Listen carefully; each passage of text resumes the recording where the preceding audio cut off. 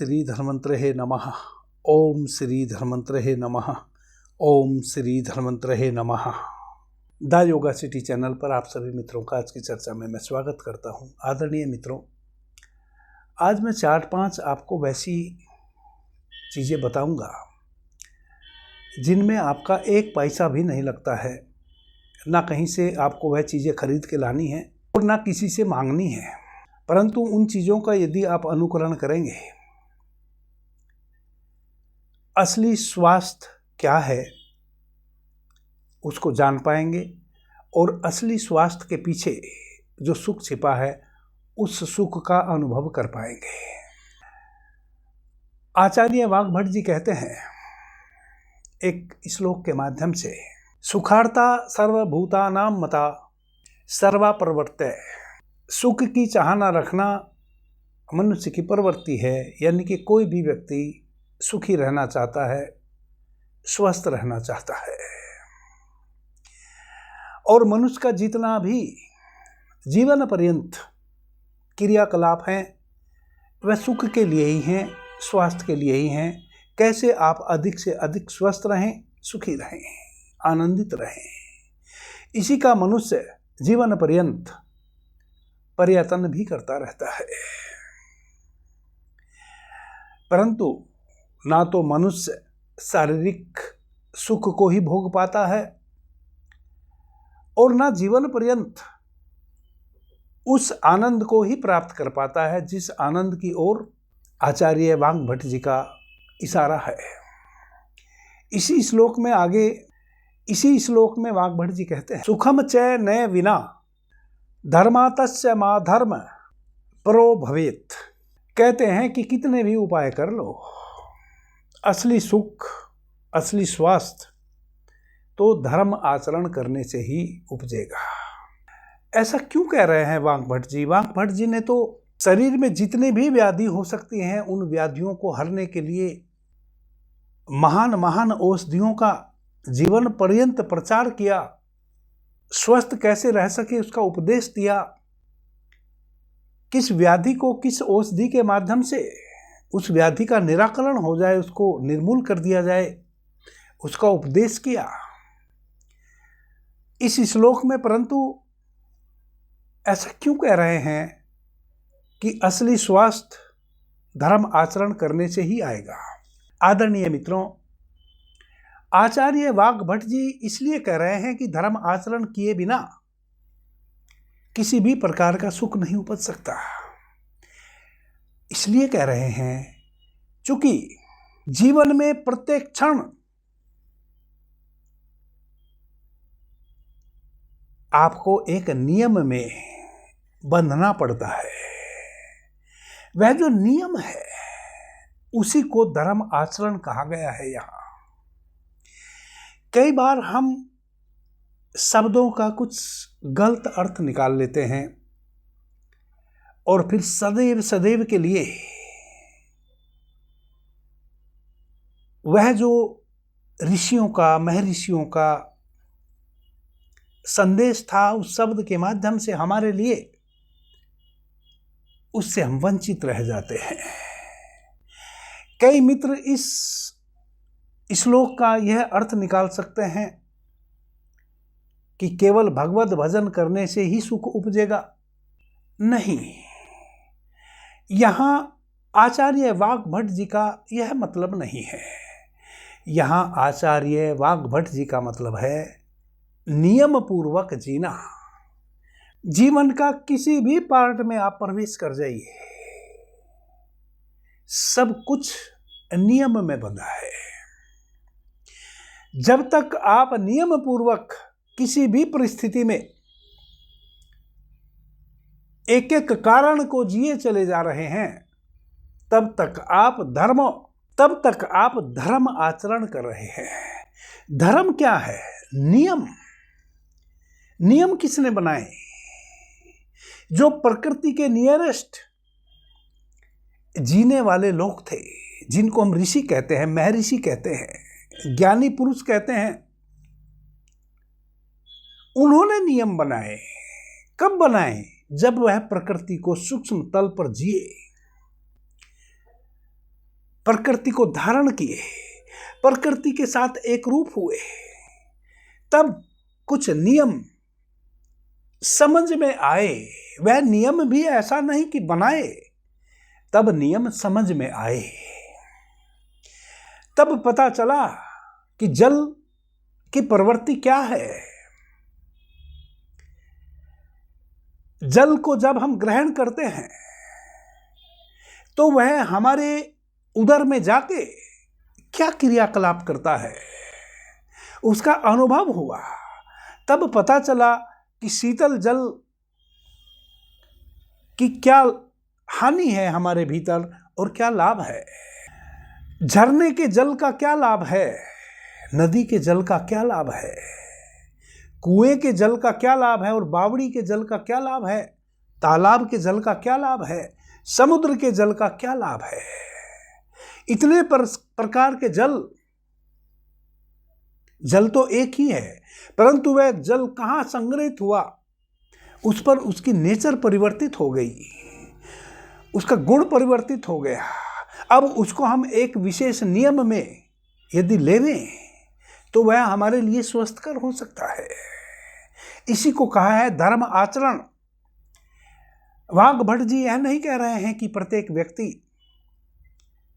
केवल गीता के अध्यायों का अध्ययन करने लग जाए या भजन करने लग जाए या साधना करने लग जाए।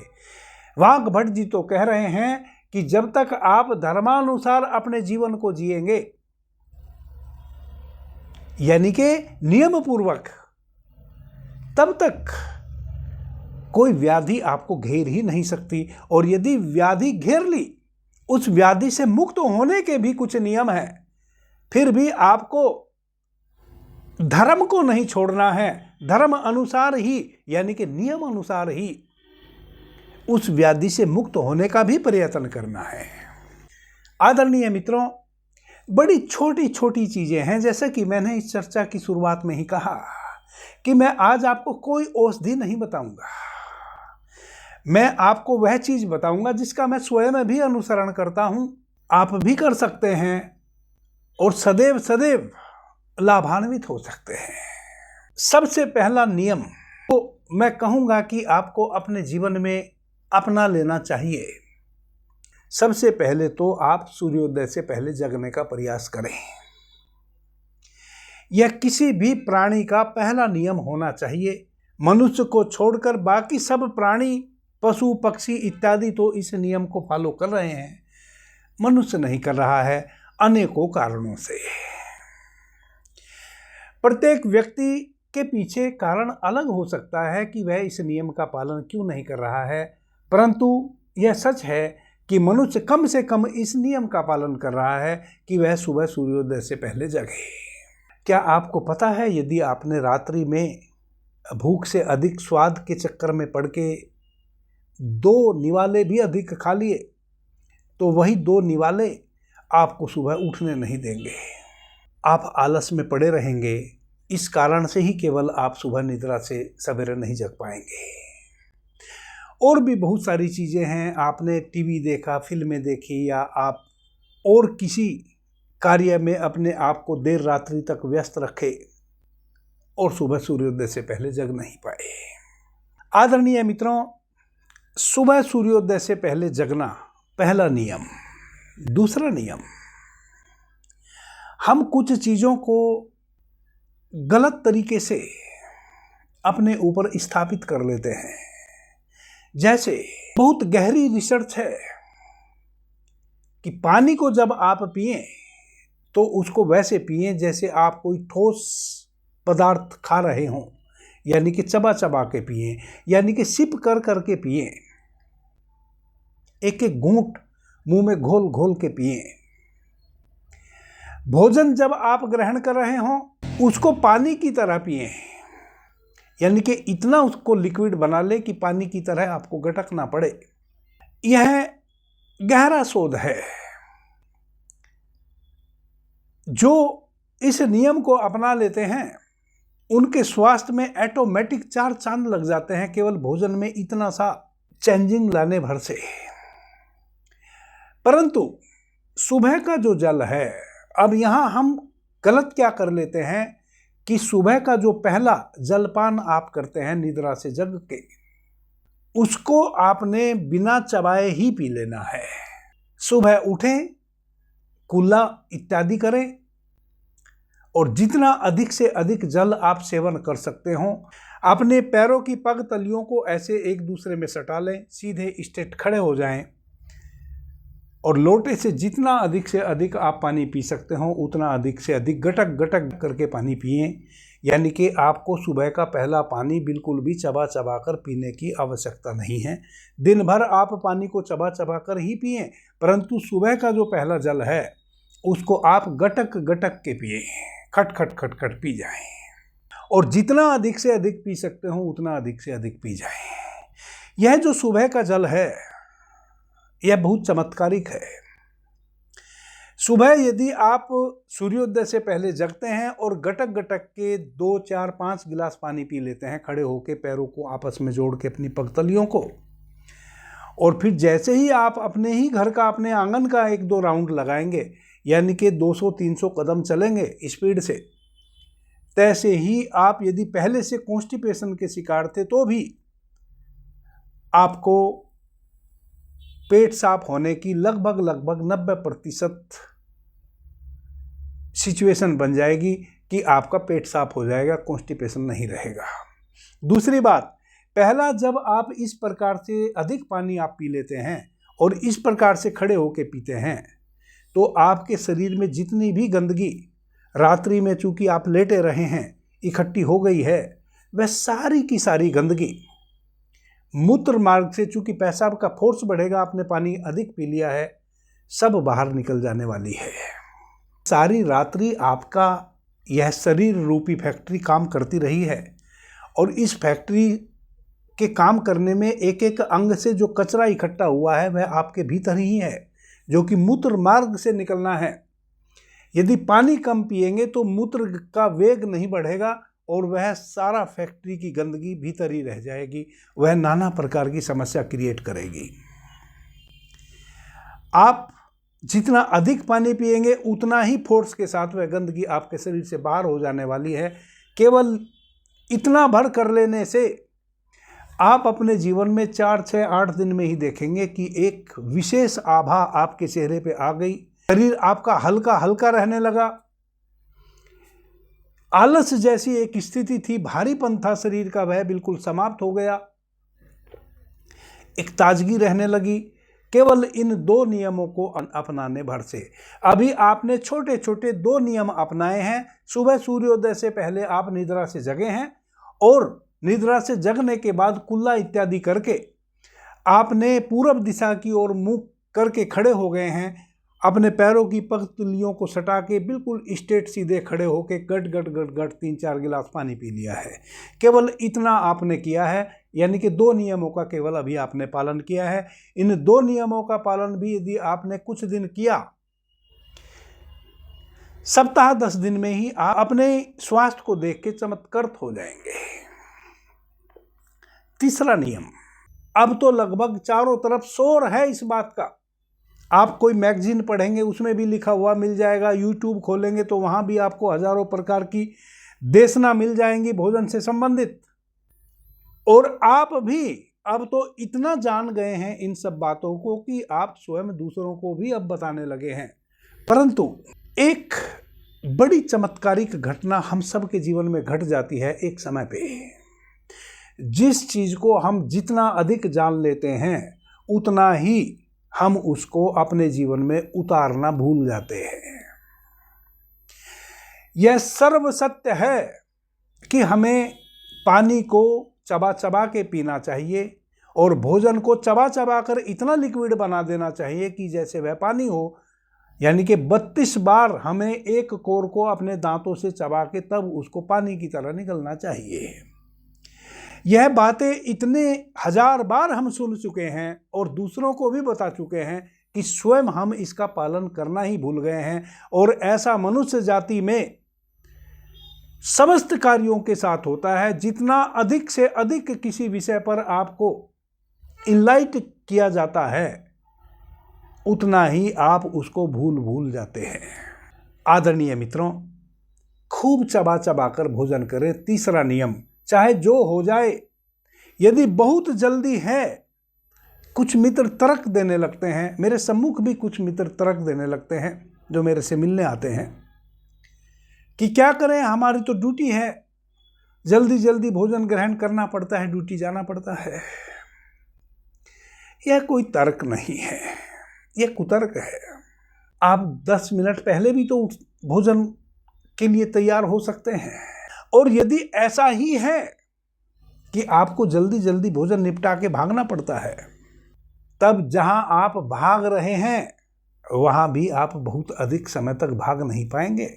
आप बिस्तर पर आ जाएंगे, हॉस्पिटलाइज हो जाएंगे। जो आपने भाग भाग के दौड़ दौड़ के कमाया है, वह पैसा भी आपके किसी काम नहीं आएगा। वह किसी डॉक्टर के काम आएगा, आपके तो काम नहीं आएगा। इसलिए यह तर्क छोड़ दो कि समय नहीं है।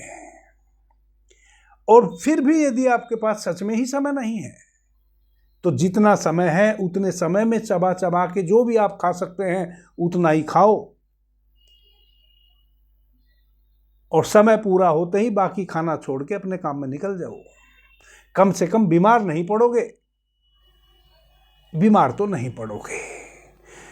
जिस वास्ते आप दौड़ के जा रहे हैं बीच में खाना छोड़ के 2 पैसे के लिए, कम से कम वह 2 पैसे जो आप कमा के लाएंगे वह आप ही के काम आएंगे, वह किसी चिकित्सक के काम नहीं आने वाले हैं।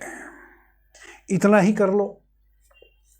तो तीसरा सबसे बड़ा नियम है कि आप भोजन को खूब चबा चबा कर खाएं। और यह बात चूंकि बहुत बार कही जा चुकी है, इसलिए आप इसी बात को भूल जा रहे हैं। हो सकता है कुछ मित्र अब जब मुझे सुन रहे हैं तो मन में मुझे भी गाली दे रहे हों, यह क्या आपने नई बात बता दी। यह तो हम जानते हैं आदरणीय मित्रों, मुझे पता है आप जानते हैं, परंतु मुझे यह भी पता है कि जितना अधिक आप जानते हैं उतना ही कम आप इस वाक्य को जीवन में उतार रहे हैं। जबकि आचार्य वाग्भट जी कह रहे हैं, धर्मानुसार आचरण करना, यह धर्म अनुसार आचरण नहीं है, उसके विपरीत आचरण है। चूंकि आखिर में स्वस्थ शरीर वाला व्यक्ति ही अपने मन को कभी शुद्ध कर सकता है, और जिसका शरीर और मन दोनों स्वस्थ हों वही ईश्वर भक्ति कर सकता है। बाकी गीत तो ईश्वर के सब गा सकते हैं, ईश्वर तक वह गीत सुने जाएंगे कि नहीं, पहुँचेंगे कि नहीं, यह आपको नहीं पता है। यह उसी के पहुँचेंगे जो स्वस्थ चित्त से उन गीतों को गुनगुनाएगा। तो तीसरा सबसे महत्वपूर्ण सूत्र है कि भोजन को खूब चबा चबा कर खाएं। संकल्प ले लें भोजन की वेदी पर बैठने के समय कि एक भी कोर बेहोशी में अपने कंठ से नीचे उतरने ना दूंगा। 2 टाइम केवल ठोस भोजन करें, एक बार दोपहर में, या किसी किसी को आदत है मॉर्निंग में ही, और एक बार रात्रि में। ठोस भोजन केवल 2 टाइम ही करें। ऐसा नहीं कि कभी भी कुछ भी मिल गया और खा लिए। तो चौथा जो आपका नियम है वह यह है कि जब भी आप ठोस भोजन ग्रहण करें, एकदम से उठ के कहीं भागे ना, दौड़े ना, चले ना, बिस्तर पर लेट जाएं।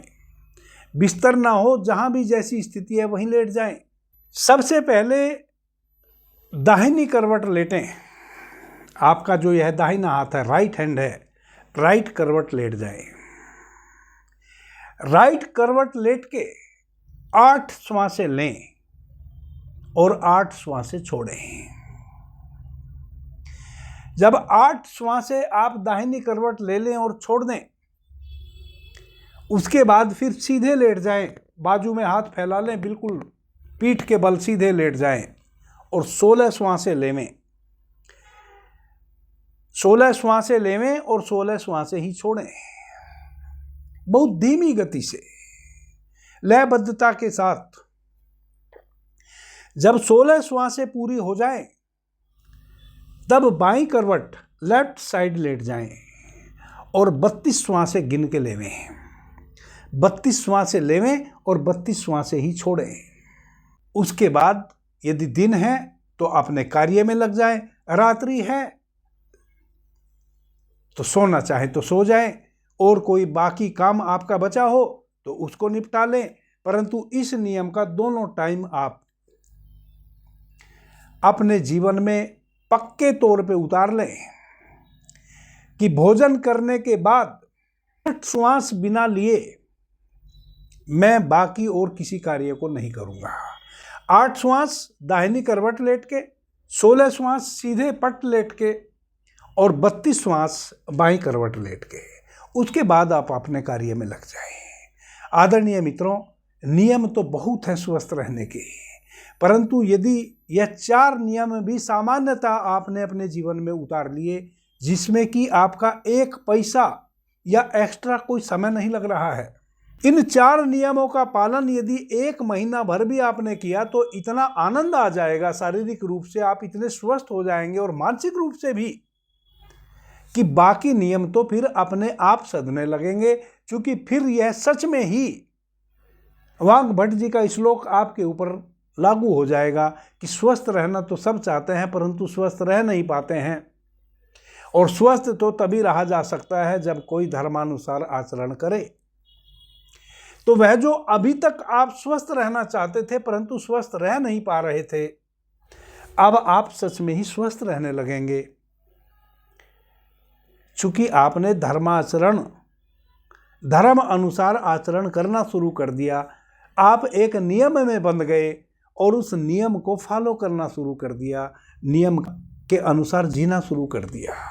आदरणीय मित्रों, समस्त प्रकृति नियम में बंधी है। थोड़ा सा भी नियम के विपरीत इस पूरी प्रकृति में कुछ भी होता है तो उसका परिणाम आप बहुत प्रकार से, बहुत रूपों में इस प्रकृति में देखते हैं। हमारे भारतवर्ष में 4 प्रकार के मौसम हैं। अधिक वर्षा हो जाए उसका परिणाम आप जानते हैं, अधिक ठंड पड़ जाए उसका भी परिणाम आप जानते हैं, अधिक गर्मी का भी परिणाम आप जानते हैं। आदरणीय मित्रों, यह पूरी प्रकृति नियम में बंधी है। पृथ्वी सूर्य का चक्कर लगा रही है।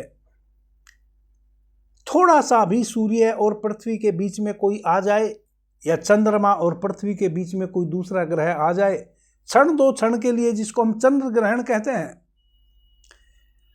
पृथ्वी पर कितना उसका खतरनाक इफेक्ट पड़ता है। थोड़ा सा भी पृथ्वी अपनी कील से इधर से उधर हो जाए, किसी नक्षत्र, किसी ग्रह के प्रभाव में आके,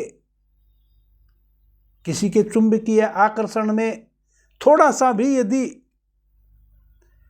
तो पृथ्वी पर आप देखते हैं तूफान आते हैं, आंधी आती है, भूकंप आते हैं, समुद्र में सुनामी आती है, और इन सब का परिणाम आप अच्छे से देखे हैं, सुने हैं, जाने हैं।